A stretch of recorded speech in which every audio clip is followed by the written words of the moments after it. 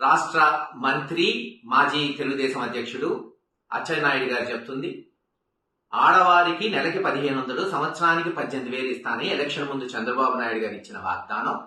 దానికి ఎండోర్స్ చేస్తూ పవన్ కళ్యాణ్ గారు సంతకాలు పెట్టి ఇల్లింట్లు పెంచారు. ఇప్పుడు ఏమంటారు? ఆ రోజేమో సంపద సృష్టించి డబ్బులు ఇస్తామన్నారు.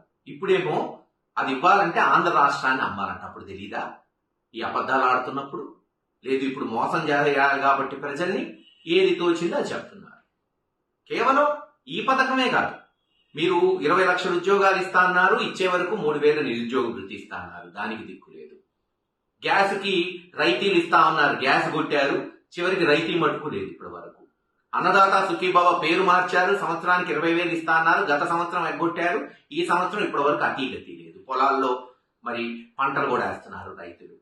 చివరికి అమ్మఒడి పేరు మార్చి 80 లక్షల మంది విద్యార్థులుంటే ఒక 50 లక్షల మందికి ఇచ్చారు, వాళ్ళు తిట్టుకుంటున్నారు మిగిలిపోయిన వాళ్ళు.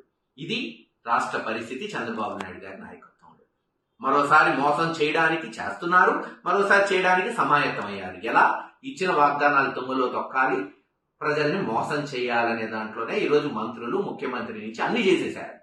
అసలు 10% కూడా చేయకుండా అన్ని చేసేశారని ఈరోజు స్పష్టంగా ప్రజల సమక్షంలో అబద్ధాలు చెప్తున్నారు.